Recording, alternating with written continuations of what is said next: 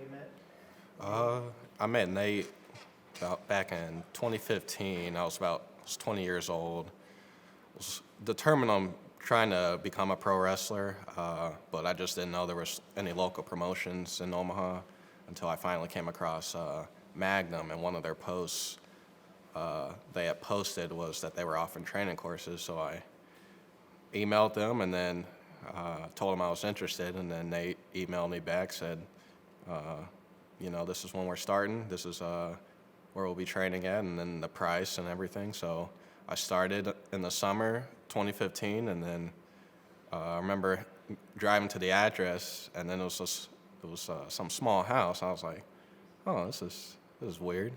So I get out, and then I walk, and then they said, and then I see Nate, and he said, oh, it's back here. So I go back, and then what do you know? He has a tiny ring in his garage. And I was like, oh, okay, this is interesting. But I remember, when I started that training, he taught us everything, the fundamentals, psychology in wrestling, and I was just so grateful and understanding of, everything that he taught me during those couple months, and then always helping out at the shows. He taught me everything about being respectful, and then the ins and outs of psychology in wrestling. But I remember when I started training, I could barely even do rolls because all my life I just grew up playing basketball, so I'd never done any combat or wrestling. So that was a struggle for me, but he was patient with me, and he never sugarcoated anything, but he was always patient with me and encouraged me to, try and get through the training. And I made sure every night I was there, and I was determined to get better. And Nate just always took his time with me.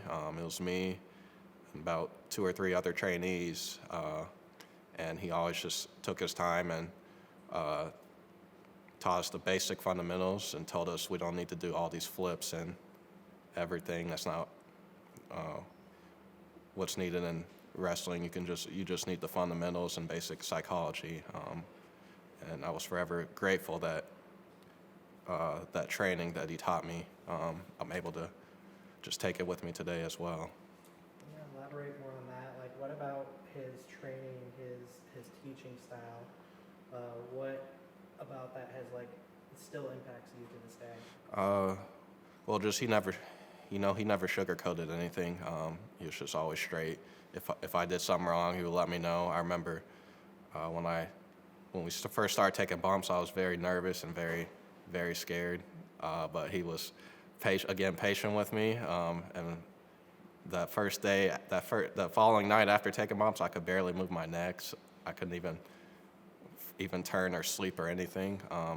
But again, he just taught us the basic fundamentals and made it easier for me to go just get physical or go hands-on with people, which I still, being a police officer, I take to this day. And actually, I think, if I didn't even start wrestling, I don't even know if I would have been a police officer, because that really just helped me get through the academy, and then it helps me when I'm out doing my job. Just makes it a lot easier to get physical with people. But Nate, his teachings and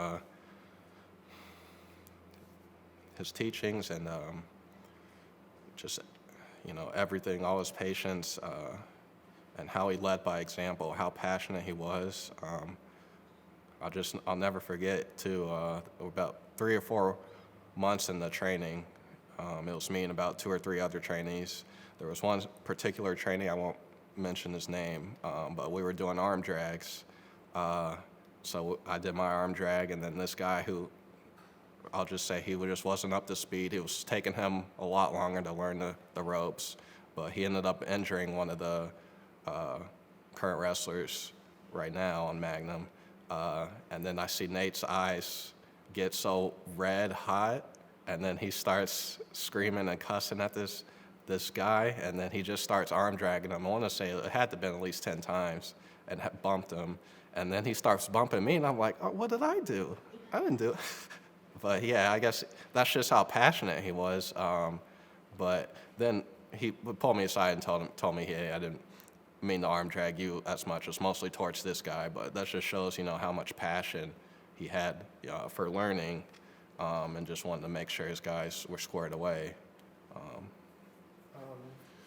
Going on to like your career as a police officer and kind of like stepping away from wrestling, tell me like how much it meant to you, because I know just how happy Nate would be when you would say, hey, I'm available for this date. Like, what does it mean to you that he always had that open door for you, and Oh. how supportive he was of your career? Oh, it meant the world, because I remember I had this. Yeah, I remember sitting down with you and him. I think it was about 2017, 18, and told him I wanted to focus on the police academy, and he was about as supportive as he could be. Said there would be an open spot for me if I ever decided I wanted to come back. And then I remember when I started the police academy with Omaha, everything.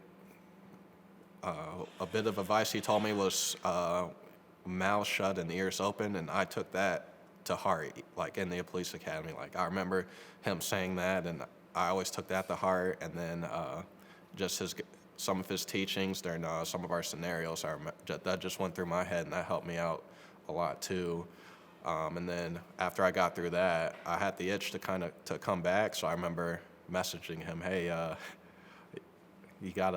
was interested in, trying to get on the next show. And he said, absolutely. He said, I've got a spot for you. And then I remember coming back, and he was just so welcoming, and then just proud of me, becoming a police officer. And, it just meant the world to me that he was just so cool and down to earth, and supportive of my career.